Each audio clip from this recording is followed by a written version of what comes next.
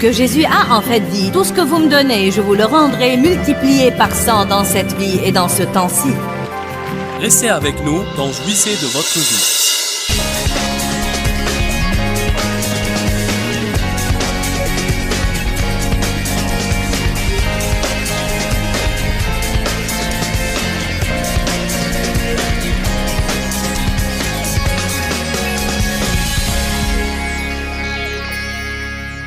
Matthieu 5, 48.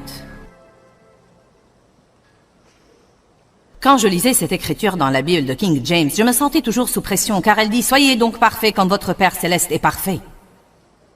Je pensais « Cher Dieu, pourquoi me demandes-tu de faire une chose qu'il m'est vraiment impossible de faire ?» Si vous lisez la Bible amplifiée, elle l'explique un peu plus.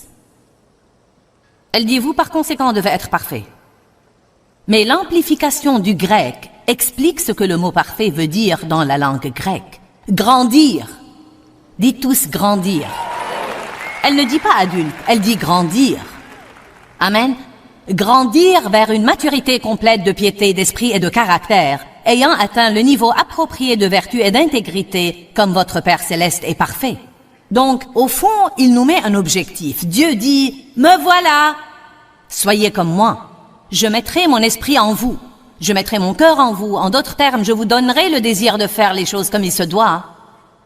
Et tant que vous demeurez dans la parole de Dieu, selon 2 Corinthiens 3, 18, toute votre vie, vous irez de gloire en gloire, en gloire, en gloire, en gloire.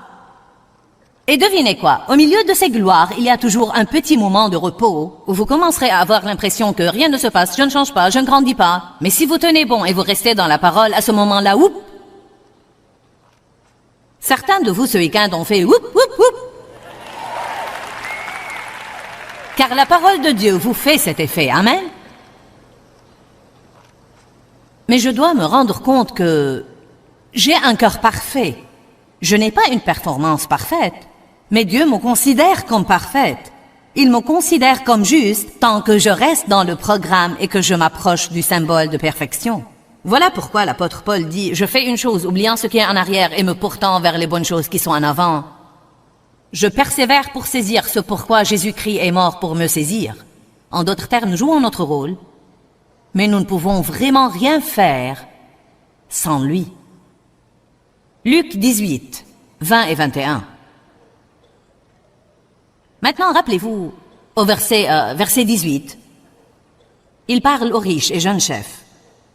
Il dit, « Bon maître, que dois-je faire pour hériter la vie ?» Jésus lui répondit, « Il n'y a de bon que Dieu seul, ne m'appelle pas comme ça. » Puis il lui dit au verset 20, « Tu connais les commandements. Si tu veux hériter la vie éternelle, tu connais les commandements. Ne commets pas d'adultère, ne tue pas, ne vole pas, ne porte pas de faux témoignages, honore ton père et ta mère. » Et il répondit, « J'ai observé toutes ces choses dès ma jeunesse. » Je parie qu'en ce moment-là, il était très content de lui-même. D'accord, j'applique toute cette liste. Il a oublié ce qui est dit dans Ésaïe, que toute notre justice est comme un vêtement souillé. Pourquoi Dieu ne vous laissera-t-il jamais vous en sortir? Car dans ce cas, vous n'aurez pas besoin de Jésus. Voilà pourquoi, ayez une révélation, surtout vous les perfectionnistes et ceux qui nous regardent à la télé. Je vous le dis, vous n'allez jamais manifester la perfection et vous feriez aussi bien de l'accepter. Vous n'avez pas à vous en trouver une excuse ou à en avoir mauvaise conscience. Vous êtes des êtres humains et vous avez des défauts et des points faibles et des incapacités. Et Dieu manifestera sa puissance à travers ses faiblesses si vous vous fiez à lui. Cela ne veut pas dire que nous devons nous contenter d'être tout un gâchis et ne pas vouloir faire des progrès. Mais nous ne faisons pas des progrès en essayant et en luttant. Nous faisons des progrès en mettant notre espérance en Jésus et en ayant confiance que si nous demeurons dans la parole, il nous changera de gloire en gloire. Trop de gens essayent de changer. Ils essayent d'être bons. Ils essayent de ne pas trop parler. Ils essayent de marcher dans l'amour. Ils essayent de se soumettre à l'autorité. J'aime utiliser cet exemple. Avez-vous jamais vu un pommier planté sur une colline qui dit « D'accord, c'est la saison des pommes. »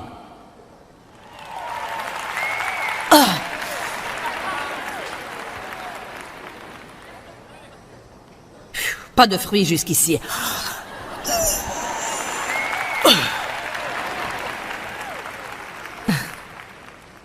Peut-être que si vous faites ça assez longtemps, vous aurez une itsy-bitsy petite quantité de fruits minuscules et desséchés qui ne vont faire du bien à personne.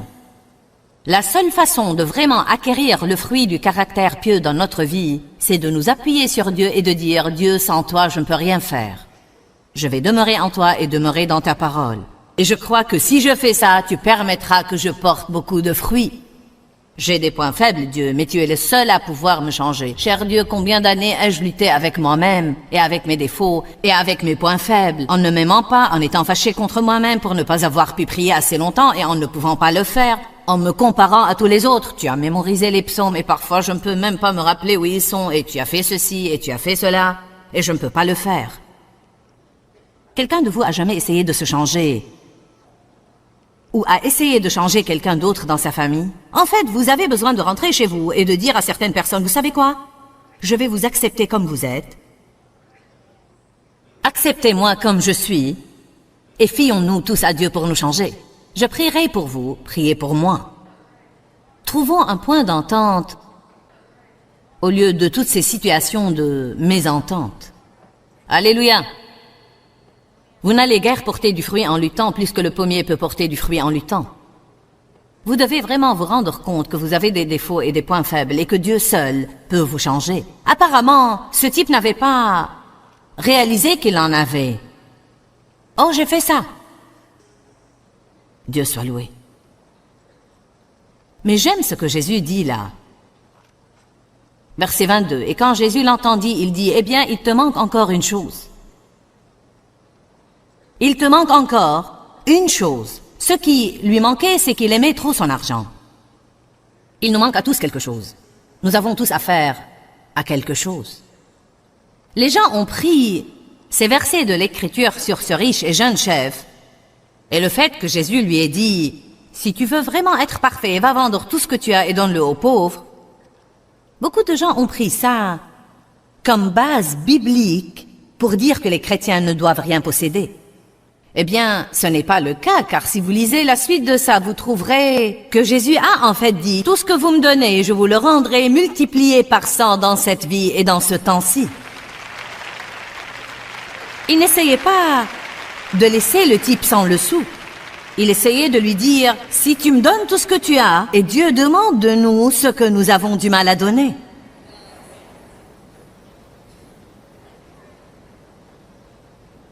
Si vous avez une mauvaise attitude, Dieu va vous demander de l'abandonner.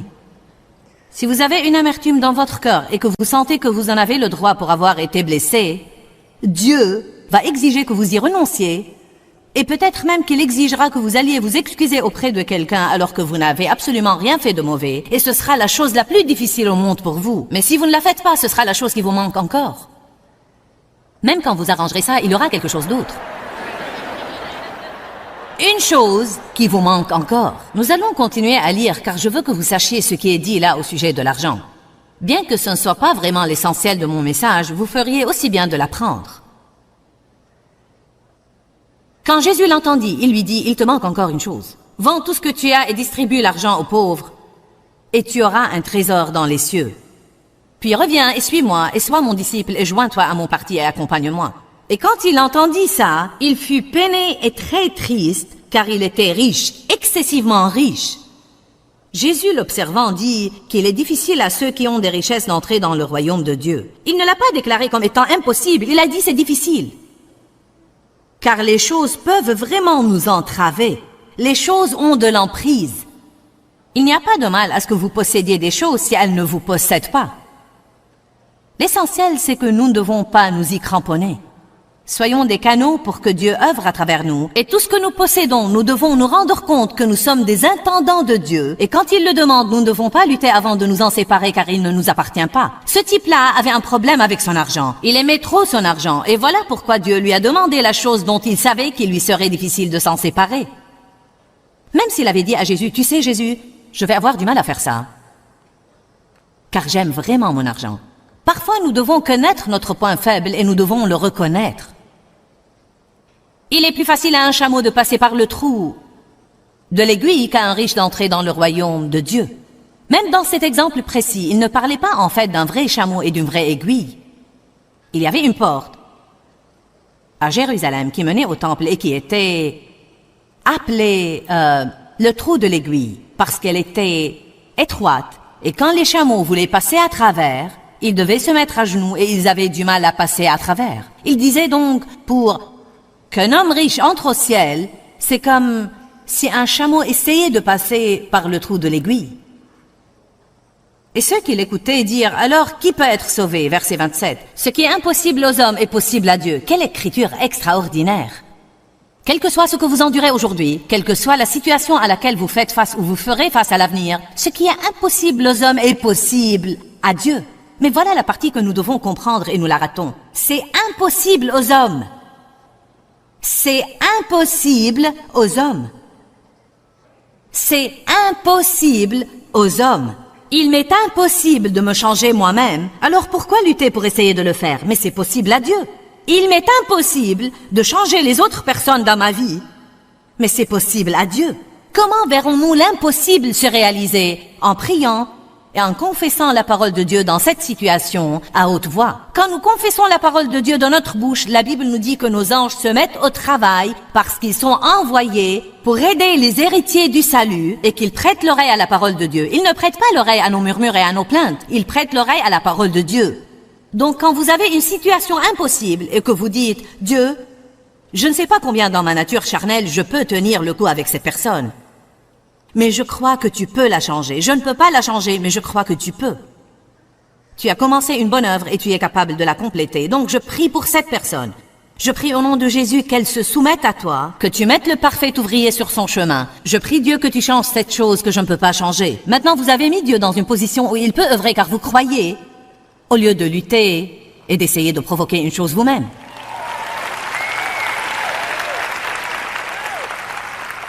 Ce qui est impossible aux hommes, j'ai lu cette écriture pendant des années et des années et des années et des années. Et j'ai lu dernièrement un livre de Watchman Nee où il fait remarquer que nous ratons une partie de cette écriture. Nous voyons toujours qu'il est possible à Dieu, mais nous n'assimilons pas au tréfonds de nous que c'est impossible aux hommes. Donc pourquoi continuons-nous à essayer de faire l'impossible? Si Dieu dit qu'il vous est impossible de changer, pourquoi même essayer? Amen. En fait, laissez-moi vous lire là ce que Watchman Nee dit à ce propos, et nous verrons ce que vous en penserez. C'est dans son livre intitulé « La vie qui gagne ». Voilà l'attitude dont il parle. Il dit que le premier pas que vous devez prendre, c'est dire à Dieu « Oh Dieu, je ne peux pas et je ne veux pas. Je suis fichu. Je renonce à essayer. Je ne vais plus lutter. » Ça s'appelle céder. Ça marque le premier pas vers la délivrance. Autrefois, je croyais que je pouvais changer un peu mon orgueil. Maintenant, Seigneur, je ne vais plus essayer. Tout de suite, nous pensons, tu ne peux pas faire ça, tu dois essayer. Mais Dieu m'a déjà dit que c'est impossible. Alors, que suis-je censé faire? Croire. Les croyants sont censés croire. Si nous étions des accomplisseurs, nous aurions été appelés accomplisseurs. Mais nous sommes appelés croyants.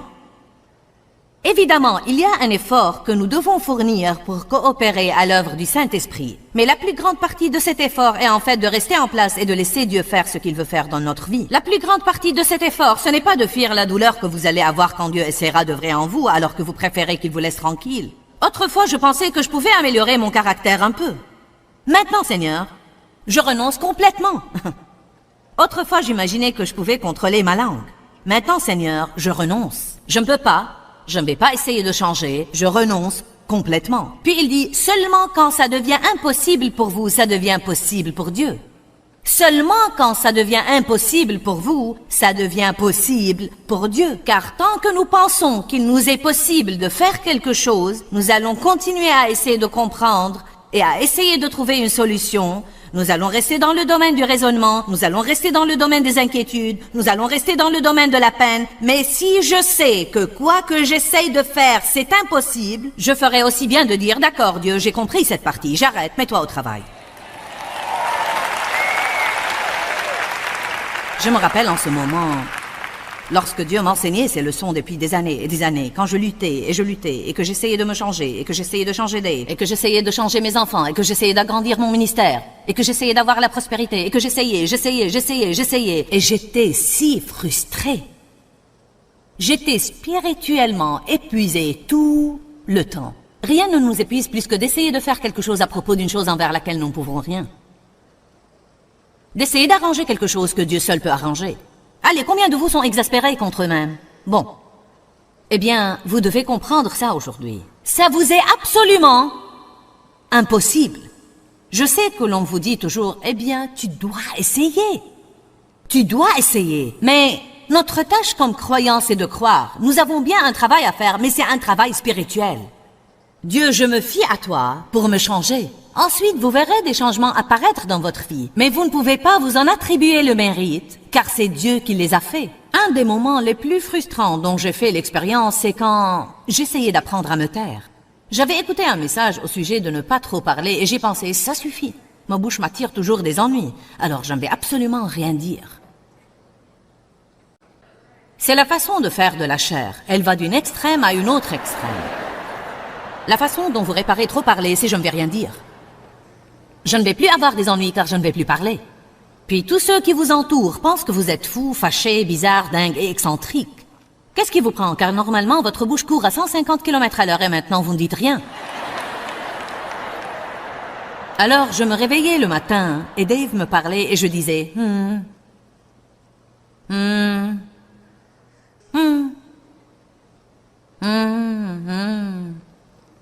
Comment vas-tu? Bien. Puis peu de temps après, eh bien, qu'est-ce qui ne va pas? Et alors je pensais, ça suffit, quoi que je fasse, ce n'est pas assez. Si je parle, il n'aime pas ça. Si je ne parle pas, il n'aime pas ça. Allez, levez haut la main et dites, je sais de quoi elle parle.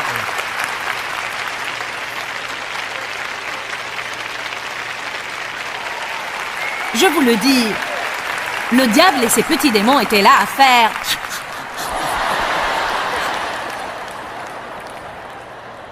Ils nous gardent sur le manège de la même chose stupide encore et encore et encore et encore. Essaye et échoue, essaye et échoue, essaye et échoue, essaye et échoue, essaye et échoue, essaye et échoue. Le seul avantage, c'est que de temps en temps, nous en sommes au point où nous disons « Ça suffit Dieu, j'arrête, je renonce. Je ne vais même plus essayer, je ne vais pas le faire, c'est très difficile pour moi Dieu. Je ne vais même plus essayer, et si jamais quelque chose doit changer, tu vas avoir à le faire. »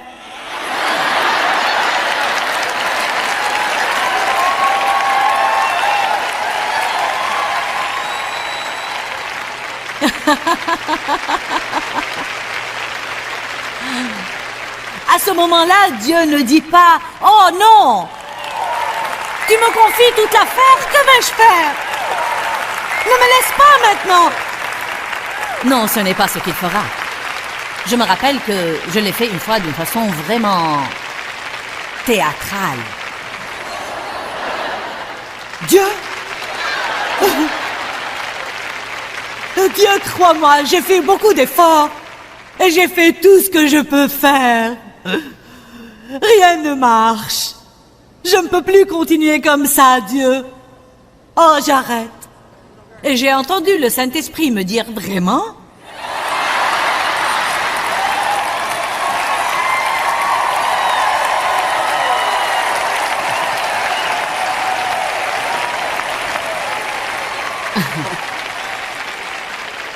Et j'ai pensé, pourquoi tu as l'air si excité? Et le Seigneur m'a mis dans le cœur, c'est seulement à ce moment-là que je peux travailler. Quand tu arrêtes pour quelques minutes et tu me confies l'affaire, c'est seulement à ce moment-là que je peux travailler. Malheureusement, ça ne vous prend pas très longtemps avant de reprendre le travail. Voilà pourquoi notre croissance spirituelle est si lente, car, franchement, si nous sommes honnêtes aujourd'hui, nous ne laissons vraiment pas Dieu avoir toute l'affaire très souvent pour très longtemps.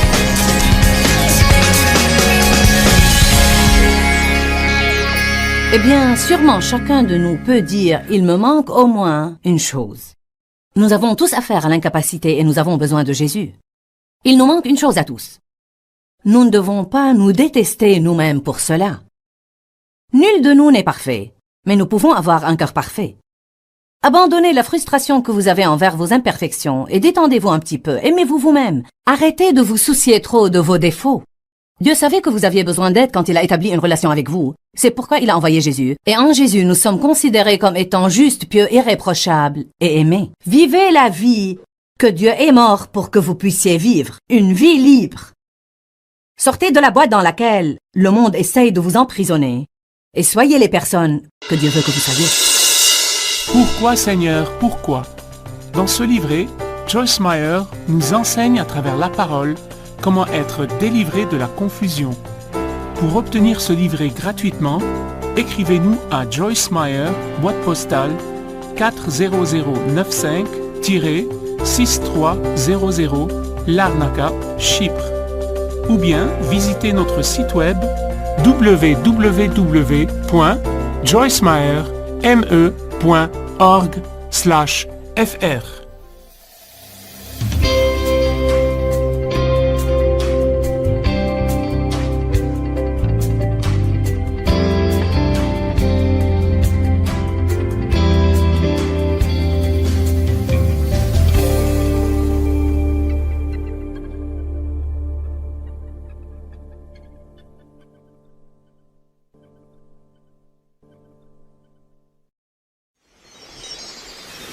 Que Jésus a en fait dit, tout ce que vous me donnez, je vous le rendrai multiplié par 100 dans cette vie et dans ce temps-ci.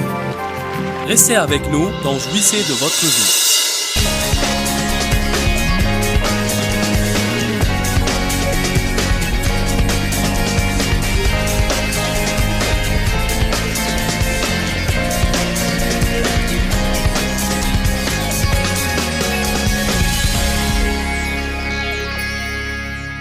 Matthieu 5, 48.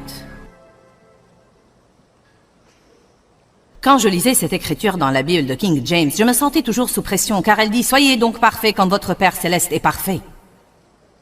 Je pensais « Cher Dieu, pourquoi me demandes-tu de faire une chose qu'il m'est vraiment impossible de faire ?» Si vous lisez la Bible amplifiée, elle l'explique un peu plus. Elle dit « Vous, par conséquent, devez être parfaits ». Mais l'amplification du grec explique ce que le mot parfait veut dire dans la langue grecque. Grandir. Dites tous grandir. Elle ne dit pas adulte, elle dit grandir. Amen. Grandir vers une maturité complète de piété, d'esprit et de caractère, ayant atteint le niveau approprié de vertu et d'intégrité, comme votre Père Céleste est parfait. Donc, au fond, il nous met un objectif. Dieu dit, me voilà. Soyez comme moi. Je mettrai mon esprit en vous. Je mettrai mon cœur en vous. En d'autres termes, je vous donnerai le désir de faire les choses comme il se doit.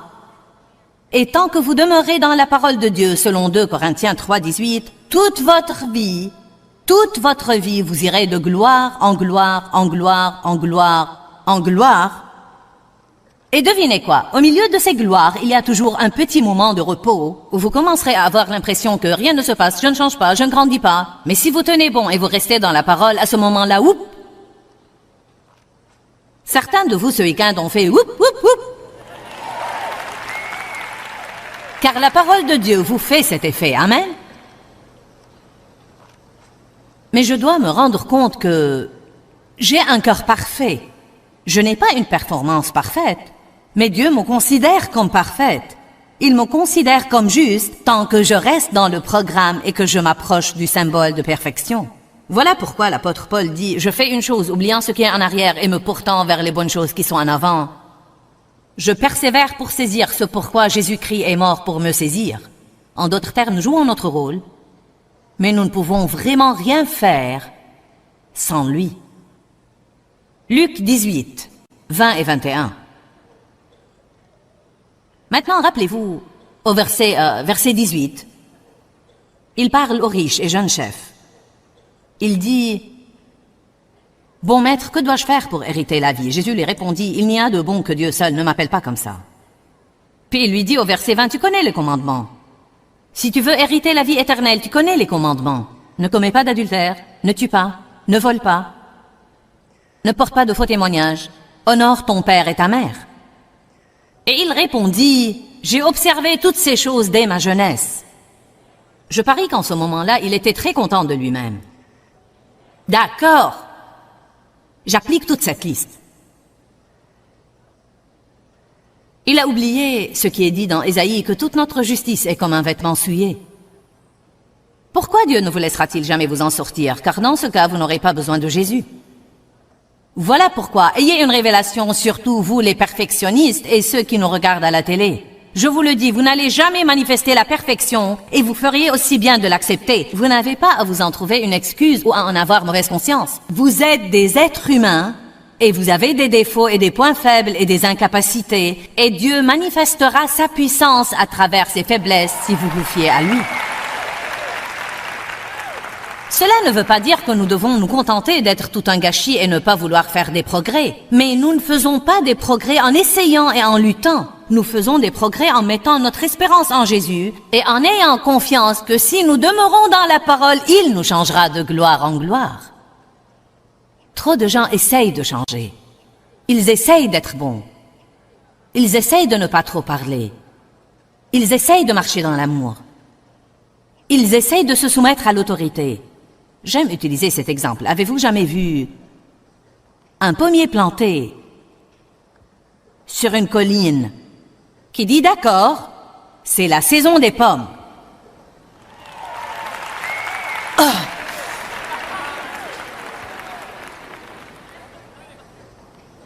Pas de fruits jusqu'ici.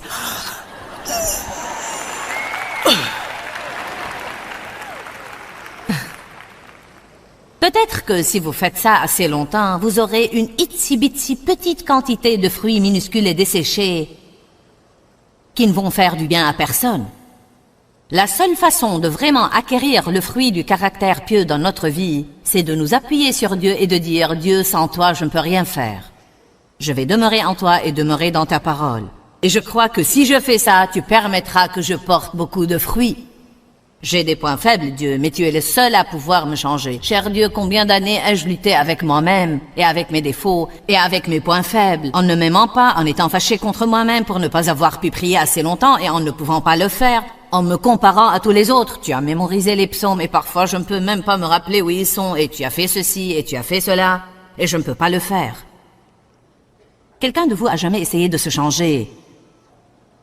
Ou à essayer de changer quelqu'un d'autre dans sa famille? En fait, vous avez besoin de rentrer chez vous et de dire à certaines personnes, vous savez quoi?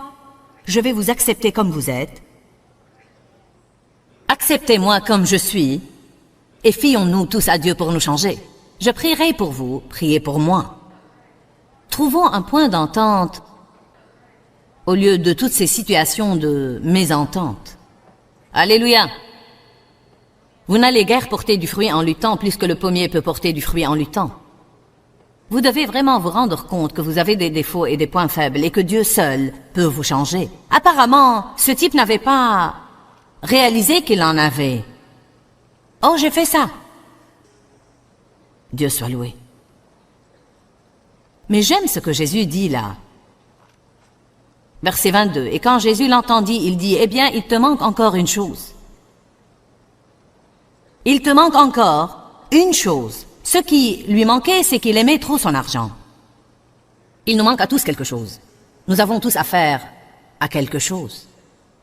Les gens ont pris ces versets de l'Écriture sur ce riche et jeune chef, et le fait que Jésus lui ait dit « Si tu veux vraiment être parfait, va vendre tout ce que tu as et donne-le aux pauvres », beaucoup de gens ont pris ça comme base biblique pour dire que les chrétiens ne doivent rien posséder. Eh bien, ce n'est pas le cas, car si vous lisez la suite de ça, vous trouverez que Jésus a en fait dit « Tout ce que vous me donnez, je vous le rendrai multiplié par 100 dans cette vie et dans ce temps-ci. » Il n'essayait pas de laisser le type sans le sou. Il essayait de lui dire « Si tu me donnes tout ce que tu as, et Dieu demande de nous ce que nous avons du mal à donner. »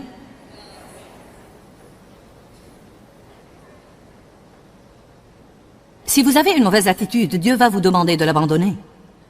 Si vous avez une amertume dans votre cœur et que vous sentez que vous en avez le droit pour avoir été blessé, Dieu va exiger que vous y renonciez et peut-être même qu'il exigera que vous alliez vous excuser auprès de quelqu'un alors que vous n'avez absolument rien fait de mauvais et ce sera la chose la plus difficile au monde pour vous. Mais si vous ne la faites pas, ce sera la chose qui vous manque encore.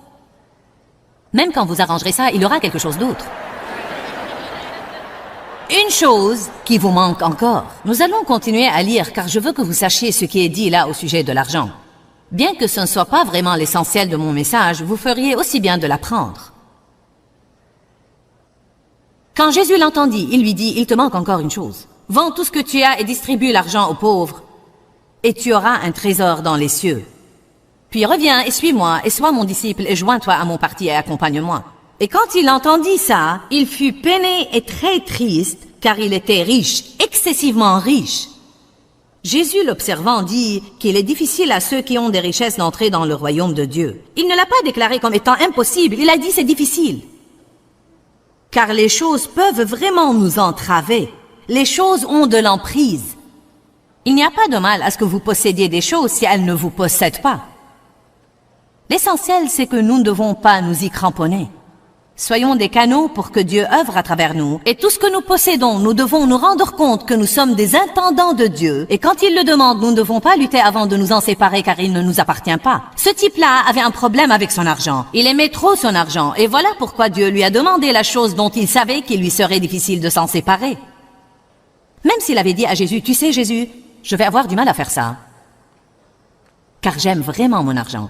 Parfois, nous devons connaître notre point faible et nous devons le reconnaître. Il est plus facile à un chameau de passer par le trou de l'aiguille qu'à un riche d'entrer dans le royaume de Dieu. Même dans cet exemple précis, il ne parlait pas en fait d'un vrai chameau et d'une vraie aiguille. Il y avait une porte à Jérusalem qui menait au temple et qui était appelée le trou de l'aiguille parce qu'elle était étroite et quand les chameaux voulaient passer à travers, ils devaient se mettre à genoux et ils avaient du mal à passer à travers. Il disait donc, pour qu'un homme riche entre au ciel, c'est comme si un chameau essayait de passer par le trou de l'aiguille. Et ceux qui l'écoutaient dirent, alors qui peut être sauvé? Verset 27. Ce qui est impossible aux hommes est possible à Dieu. Quelle écriture extraordinaire! Quel que soit ce que vous endurez aujourd'hui, quelle que soit la situation à laquelle vous faites face ou vous ferez face à l'avenir, ce qui est impossible aux hommes est possible à Dieu. Mais voilà la partie que nous devons comprendre et nous la ratons. C'est impossible aux hommes. C'est impossible aux hommes. C'est impossible aux hommes. Il m'est impossible de me changer moi-même, alors pourquoi lutter pour essayer de le faire? Mais c'est possible à Dieu. Il m'est impossible de changer les autres personnes dans ma vie, mais c'est possible à Dieu. Comment verrons-nous l'impossible se réaliser? En priant et en confessant la parole de Dieu dans cette situation à haute voix. Quand nous confessons la parole de Dieu dans notre bouche, la Bible nous dit que nos anges se mettent au travail parce qu'ils sont envoyés pour aider les héritiers du salut et qu'ils prêtent l'oreille à la parole de Dieu. Ils ne prêtent pas l'oreille à nos murmures et à nos plaintes, ils prêtent l'oreille à la parole de Dieu.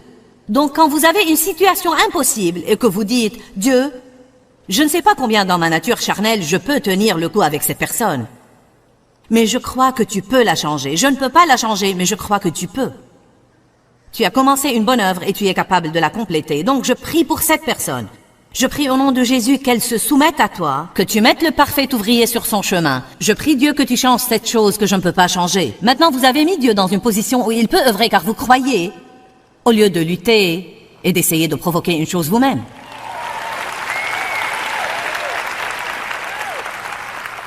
Ce qui est impossible aux hommes, j'ai lu cette écriture pendant des années et des années et des années et des années. Et j'ai lu dernièrement un livre de Watchman Nee où il fait remarquer que nous ratons une partie de cette écriture. Nous voyons toujours qu'il est possible à Dieu, mais nous n'assimilons pas au tréfonds de nous que c'est impossible aux hommes. Donc pourquoi continuons-nous à essayer de faire l'impossible? Si Dieu dit qu'il vous est impossible de changer, pourquoi même essayer? Amen. En fait, laissez-moi vous lire là ce que Watchman Nee dit à ce propos, et nous verrons ce que vous en penserez. C'est dans son livre intitulé « La vie qui gagne ». Voilà l'attitude dont il parle. Il dit que le premier pas que vous devez prendre, c'est dire à Dieu « Oh Dieu, je ne peux pas, et je ne veux pas. Je suis fichu. Je renonce à essayer. Je ne vais plus lutter. » Ça s'appelle céder. Ça marque le premier pas vers la délivrance. Autrefois, je croyais que je pouvais changer un peu mon orgueil. Maintenant, Seigneur, je ne vais plus essayer. Tout de suite, nous pensons, tu ne peux pas faire ça, tu dois essayer. Mais Dieu m'a déjà dit que c'est impossible. Alors, que suis-je censé faire? Croire! Les croyants sont censés croire. Si nous étions des accomplisseurs, nous aurions été appelés accomplisseurs. Mais nous sommes appelés croyants. Évidemment, il y a un effort que nous devons fournir pour coopérer à l'œuvre du Saint-Esprit. Mais la plus grande partie de cet effort est en fait de rester en place et de laisser Dieu faire ce qu'il veut faire dans notre vie. La plus grande partie de cet effort, ce n'est pas de fuir la douleur que vous allez avoir quand Dieu essaiera d'œuvrer en vous alors que vous préférez qu'il vous laisse tranquille. Autrefois, je pensais que je pouvais améliorer mon caractère un peu. Maintenant, Seigneur, je renonce complètement. Autrefois, j'imaginais que je pouvais contrôler ma langue. Maintenant, Seigneur, je renonce. Je ne peux pas. Je ne vais pas essayer de changer, je renonce complètement. Puis il dit, seulement quand ça devient impossible pour vous, ça devient possible pour Dieu. Seulement quand ça devient impossible pour vous, ça devient possible pour Dieu. Car tant que nous pensons qu'il nous est possible de faire quelque chose, nous allons continuer à essayer de comprendre et à essayer de trouver une solution. Nous allons rester dans le domaine du raisonnement, nous allons rester dans le domaine des inquiétudes, nous allons rester dans le domaine de la peine. Mais si je sais que quoi que j'essaye de faire, c'est impossible, je ferai aussi bien de dire, d'accord Dieu, j'ai compris cette partie, j'arrête, mets-toi au travail. Je me rappelle en ce moment, lorsque Dieu m'enseignait ces leçons depuis des années et des années, quand je luttais, et que j'essayais de me changer, et que j'essayais de changer Dave, et que j'essayais de changer mes enfants, et que j'essayais d'agrandir mon ministère, et que j'essayais d'avoir la prospérité, et que j'essayais, et j'étais si frustrée. J'étais spirituellement épuisée tout le temps. Rien ne nous épuise plus que d'essayer de faire quelque chose à propos d'une chose envers laquelle nous ne pouvons rien. D'essayer d'arranger quelque chose que Dieu seul peut arranger. Allez, combien de vous sont exaspérés contre eux-mêmes? Bon. Eh bien, vous devez comprendre ça aujourd'hui. Ça vous est absolument impossible. Je sais que l'on vous dit toujours, eh bien, tu dois essayer. Tu dois essayer. Mais notre tâche comme croyants, c'est de croire. Nous avons bien un travail à faire, mais c'est un travail spirituel. Dieu, je me fie à toi pour me changer. Ensuite, vous verrez des changements apparaître dans votre vie. Mais vous ne pouvez pas vous en attribuer le mérite, car c'est Dieu qui les a faits. Un des moments les plus frustrants dont j'ai fait l'expérience, c'est quand j'essayais d'apprendre à me taire. J'avais écouté un message au sujet de ne pas trop parler et j'ai pensé, ça suffit. Ma bouche m'attire toujours des ennuis, alors je ne vais absolument rien dire. C'est la façon de faire de la chair. Elle va d'une extrême à une autre extrême. La façon dont vous réparez trop parler, c'est je ne vais rien dire. Je ne vais plus avoir des ennuis car je ne vais plus parler. Puis tous ceux qui vous entourent pensent que vous êtes fou, fâché, bizarre, dingue et excentrique. Qu'est-ce qui vous prend? Car normalement, votre bouche court à 150 km/h et maintenant vous ne dites rien. Alors, je me réveillais le matin et Dave me parlait et je disais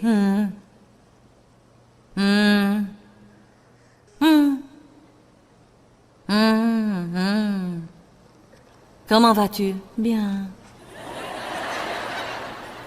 Puis peu de temps après, eh bien, qu'est-ce qui ne va pas? Et alors je pensais, ça suffit, quoi que je fasse, ce n'est pas assez.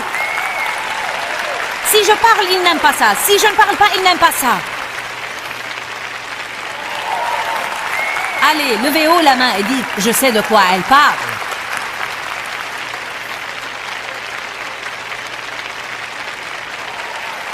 Je vous le dis, le diable et ses petits démons étaient là à faire...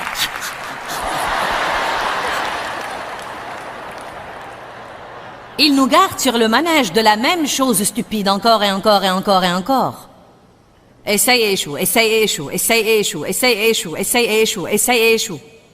Le seul avantage, c'est que de temps en temps, nous en sommes au point où nous disons « Ça suffit Dieu, j'arrête, je renonce.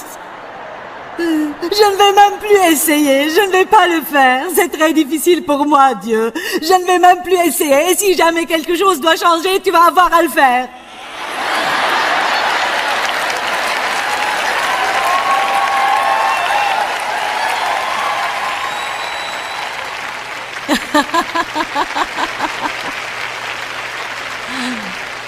À ce moment-là, Dieu ne dit pas « Oh non !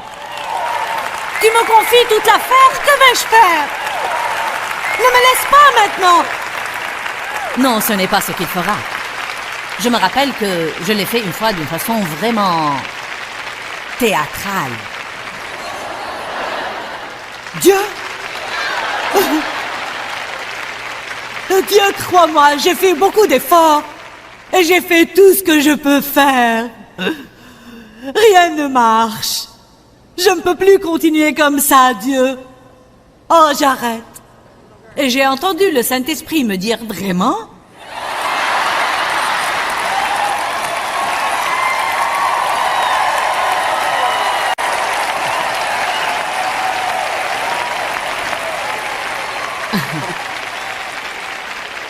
Et j'ai pensé, pourquoi tu as l'air si excité?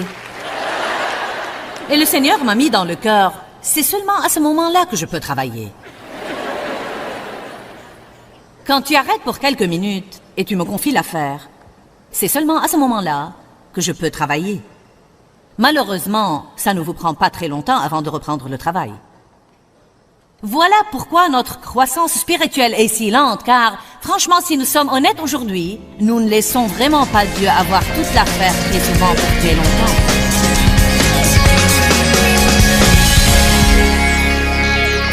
Eh bien, sûrement chacun de nous peut dire « il me manque au moins une chose ». Nous avons tous affaire à l'incapacité et nous avons besoin de Jésus. Il nous manque une chose à tous. Nous ne devons pas nous détester nous-mêmes pour cela. Nul de nous n'est parfait, mais nous pouvons avoir un cœur parfait.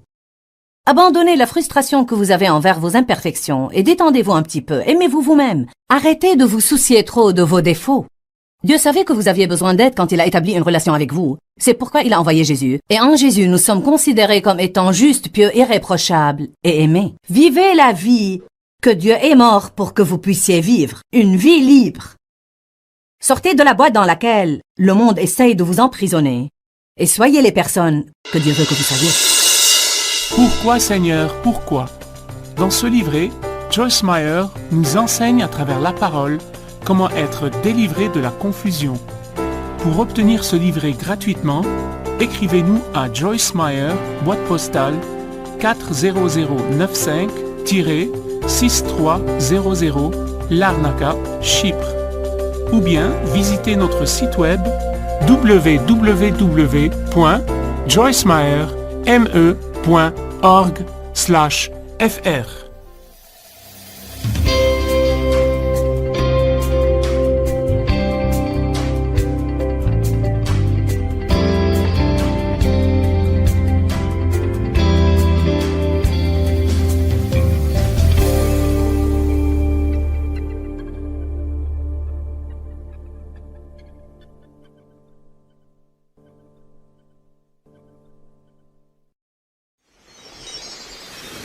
Que Jésus a en fait dit, tout ce que vous me donnez, je vous le rendrai multiplié par 100 dans cette vie et dans ce temps-ci. Restez avec nous dans Jouissez de votre vie.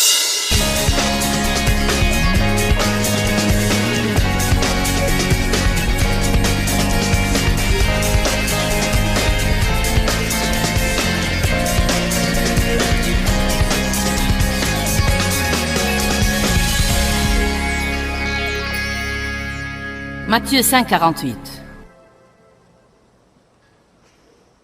Quand je lisais cette écriture dans la Bible de King James, je me sentais toujours sous pression, car elle dit « Soyez donc parfaits comme votre Père céleste est parfait ». Je pensais « Cher Dieu, pourquoi me demandes-tu de faire une chose qu'il m'est vraiment impossible de faire ?» Si vous lisez la Bible amplifiée, elle l'explique un peu plus. Elle dit « Vous, par conséquent, devez être parfaits ». Mais l'amplification du grec explique ce que le mot parfait veut dire dans la langue grecque. Grandir. Dites tous grandir. Elle ne dit pas adulte, elle dit grandir. Amen. Grandir vers une maturité complète de piété, d'esprit et de caractère, ayant atteint le niveau approprié de vertu et d'intégrité, comme votre Père céleste est parfait. Donc, au fond, il nous met un objectif. Dieu dit, me voilà. Soyez comme moi. Je mettrai mon esprit en vous. Je mettrai mon cœur en vous. En d'autres termes, je vous donnerai le désir de faire les choses comme il se doit. Et tant que vous demeurez dans la parole de Dieu, selon 2 Corinthiens 3, 18, toute votre vie, vous irez de gloire en gloire, en gloire, en gloire, en gloire, Et devinez quoi, au milieu de ces gloires, il y a toujours un petit moment de repos où vous commencerez à avoir l'impression que rien ne se passe, je ne change pas, je ne grandis pas. Mais si vous tenez bon et vous restez dans la parole, à ce moment-là, oup! Certains de vous ce week-end ont fait oup, oup, oup! Car la parole de Dieu vous fait cet effet, amen? Mais je dois me rendre compte que j'ai un cœur parfait. Je n'ai pas une performance parfaite. Mais Dieu me considère comme parfaite. Il me considère comme juste tant que je reste dans le programme et que je m'approche du symbole de perfection. Voilà pourquoi l'apôtre Paul dit « Je fais une chose, oubliant ce qui est en arrière et me portant vers les bonnes choses qui sont en avant. Je persévère pour saisir ce pourquoi Jésus-Christ est mort pour me saisir. » En d'autres termes, nous jouons notre rôle, mais nous ne pouvons vraiment rien faire sans lui. Luc 18, 20 et 21. Maintenant, rappelez-vous, au verset 18, il parle aux riches et jeunes chefs. Il dit, « Bon maître, que dois-je faire pour hériter la vie ?» Jésus lui répondit, « Il n'y a de bon que Dieu seul, ne m'appelle pas comme ça. » Puis il lui dit au verset 20, « Tu connais les commandements. Si tu veux hériter la vie éternelle, tu connais les commandements. Ne commets pas d'adultère, ne tue pas, ne vole pas, ne porte pas de faux témoignages, honore ton père et ta mère. » Et il répondit, « J'ai observé toutes ces choses dès ma jeunesse. » Je parie qu'en ce moment-là, il était très content de lui-même.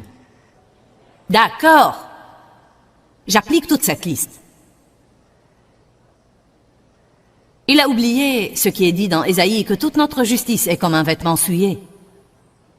Pourquoi Dieu ne vous laissera-t-il jamais vous en sortir? Car dans ce cas, vous n'aurez pas besoin de Jésus. Voilà pourquoi, ayez une révélation, surtout vous les perfectionnistes et ceux qui nous regardent à la télé. Je vous le dis, vous n'allez jamais manifester la perfection et vous feriez aussi bien de l'accepter. Vous n'avez pas à vous en trouver une excuse ou à en avoir mauvaise conscience. Vous êtes des êtres humains et vous avez des défauts et des points faibles et des incapacités et Dieu manifestera sa puissance à travers ses faiblesses si vous vous fiez à lui.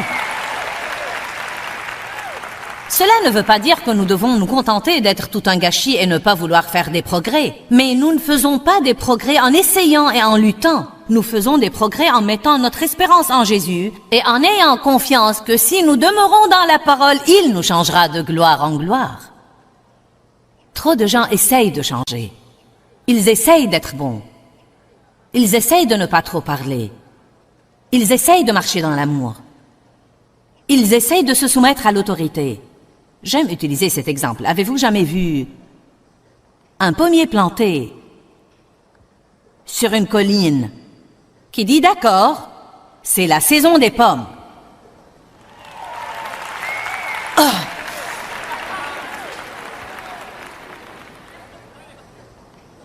Pas de fruits jusqu'ici.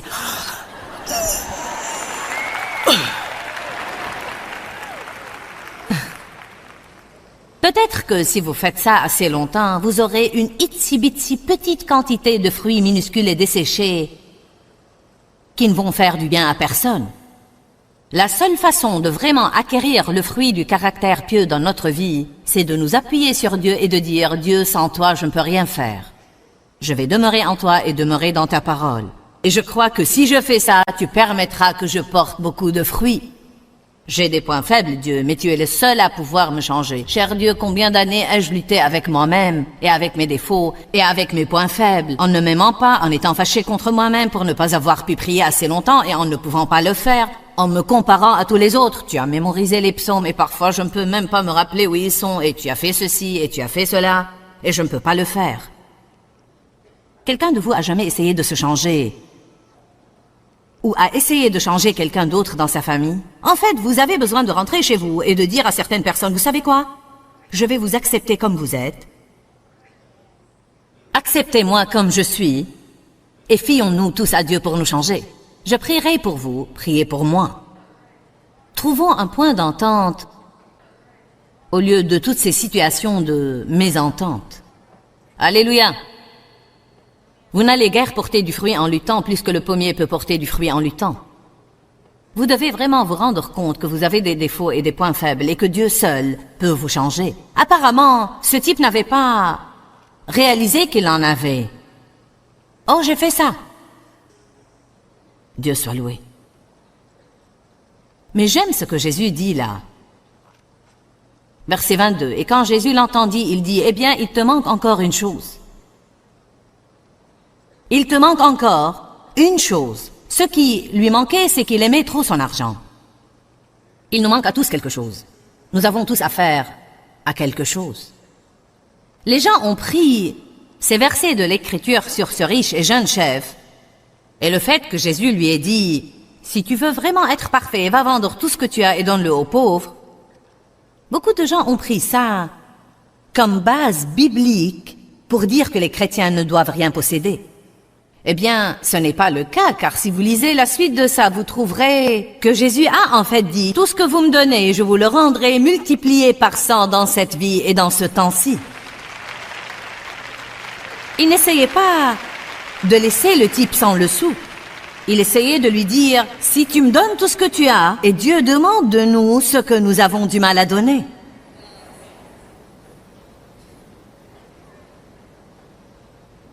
Si vous avez une mauvaise attitude, Dieu va vous demander de l'abandonner. Si vous avez une amertume dans votre cœur et que vous sentez que vous en avez le droit pour avoir été blessé, Dieu va exiger que vous y renonciez et peut-être même qu'il exigera que vous alliez vous excuser auprès de quelqu'un alors que vous n'avez absolument rien fait de mauvais et ce sera la chose la plus difficile au monde pour vous. Mais si vous ne la faites pas, ce sera la chose qui vous manque encore. Même quand vous arrangerez ça, il y aura quelque chose d'autre.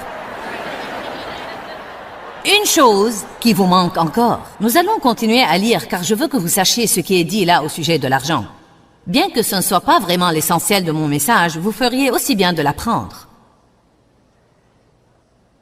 Quand Jésus l'entendit, il lui dit, il te manque encore une chose. Vends tout ce que tu as et distribue l'argent aux pauvres, et tu auras un trésor dans les cieux.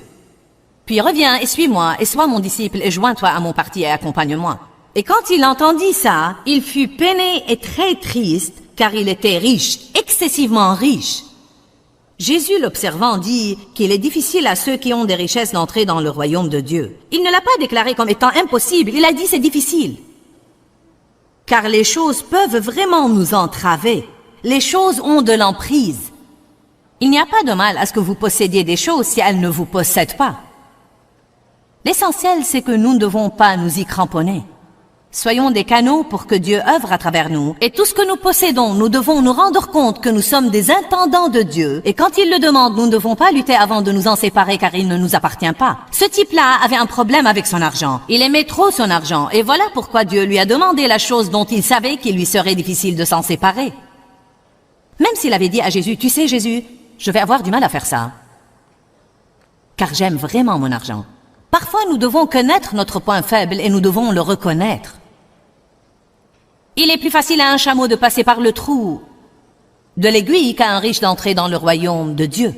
Même dans cet exemple précis, il ne parlait pas en fait d'un vrai chameau et d'une vraie aiguille. Il y avait une porte à Jérusalem qui menait au temple et qui était appelée le trou de l'aiguille parce qu'elle était étroite et quand les chameaux voulaient passer à travers, ils devaient se mettre à genoux et ils avaient du mal à passer à travers. Il disait donc, pour qu'un homme riche entre au ciel, c'est comme si un chameau essayait de passer par le trou de l'aiguille. Et ceux qui l'écoutaient dirent, alors qui peut être sauvé? Verset 27. Ce qui est impossible aux hommes est possible à Dieu. Quelle écriture extraordinaire! Quel que soit ce que vous endurez aujourd'hui, quelle que soit la situation à laquelle vous faites face ou vous ferez face à l'avenir, ce qui est impossible aux hommes est possible à Dieu. Mais voilà la partie que nous devons comprendre et nous la ratons. C'est impossible aux hommes. C'est impossible aux hommes. C'est impossible aux hommes. Il m'est impossible de me changer moi-même, alors pourquoi lutter pour essayer de le faire? Mais c'est possible à Dieu. Il m'est impossible de changer les autres personnes dans ma vie, mais c'est possible à Dieu.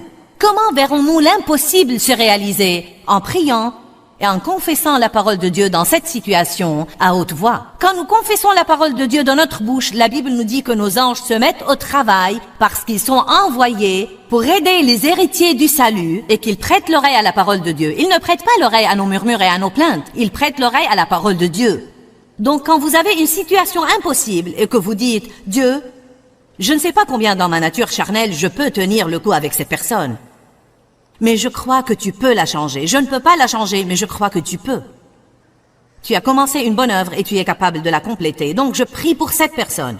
Je prie au nom de Jésus qu'elle se soumette à toi, que tu mettes le parfait ouvrier sur son chemin. Je prie Dieu que tu changes cette chose que je ne peux pas changer. Maintenant, vous avez mis Dieu dans une position où il peut œuvrer car vous croyez, au lieu de lutter et d'essayer de provoquer une chose vous-même.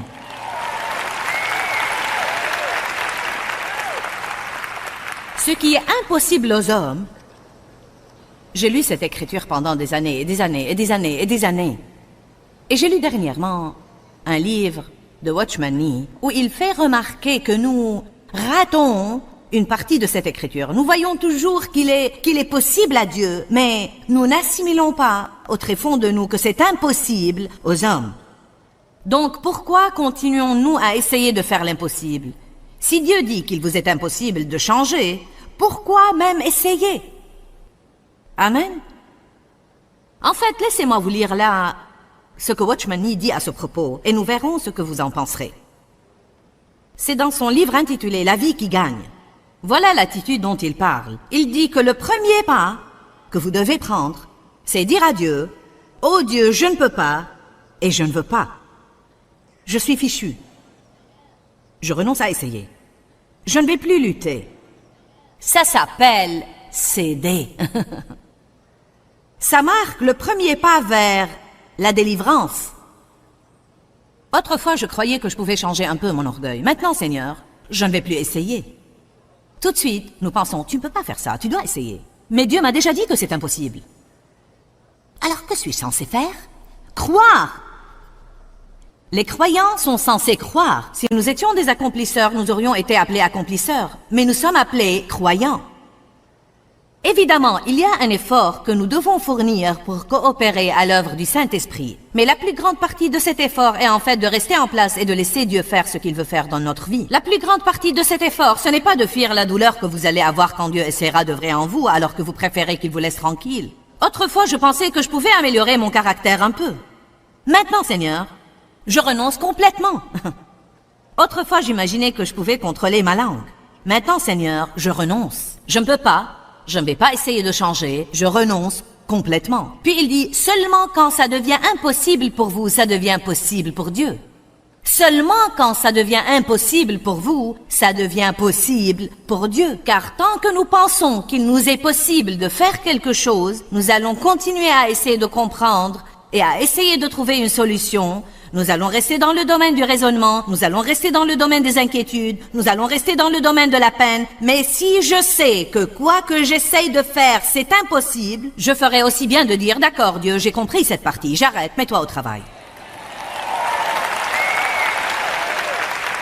Je me rappelle en ce moment, lorsque Dieu m'enseignait ces leçons depuis des années et des années, quand je luttais, et que j'essayais de me changer, et que j'essayais de changer d'aide, et que j'essayais de changer mes enfants, et que j'essayais d'agrandir mon ministère, et que j'essayais d'avoir la prospérité, et que j'essayais, et j'étais si frustrée.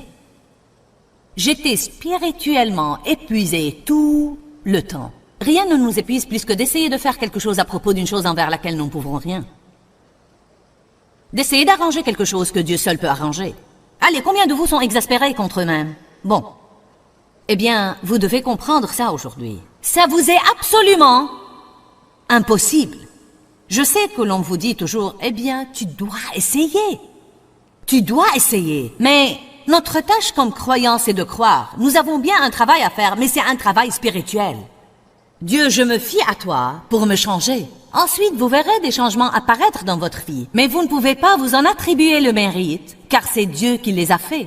Un des moments les plus frustrants dont j'ai fait l'expérience, c'est quand j'essayais d'apprendre à me taire. J'avais écouté un message au sujet de ne pas trop parler et j'ai pensé, ça suffit. Ma bouche m'attire toujours des ennuis, alors je ne vais absolument rien dire. C'est la façon de faire de la chair. Elle va d'une extrême à une autre extrême. La façon dont vous réparez trop parler, c'est je ne vais rien dire. Je ne vais plus avoir des ennuis car je ne vais plus parler. Puis tous ceux qui vous entourent pensent que vous êtes fou, fâché, bizarre, dingue et excentrique. Qu'est-ce qui vous prend? Car normalement, votre bouche court à 150 km à l'heure et maintenant vous ne dites rien. Alors, je me réveillais le matin et Dave me parlait et je disais «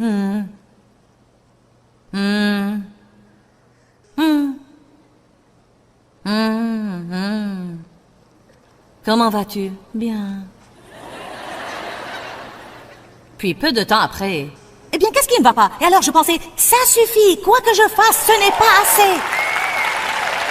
Si je parle, il n'aime pas ça. Si je ne parle pas, il n'aime pas ça. Allez, levez haut la main et dites, je sais de quoi elle parle.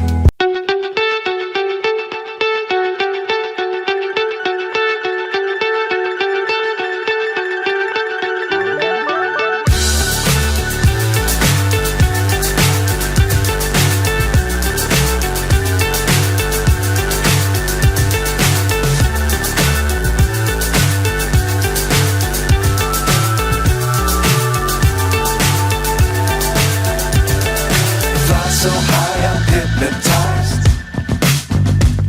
What's up is down, what's left is right. Chasing stars and holding you. I can't see the end, but we'll see it through.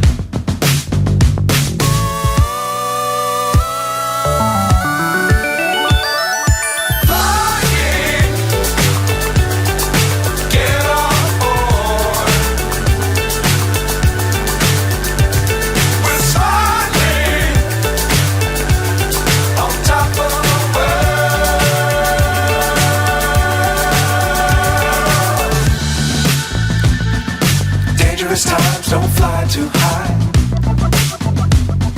Be sure to keep the ground in sight.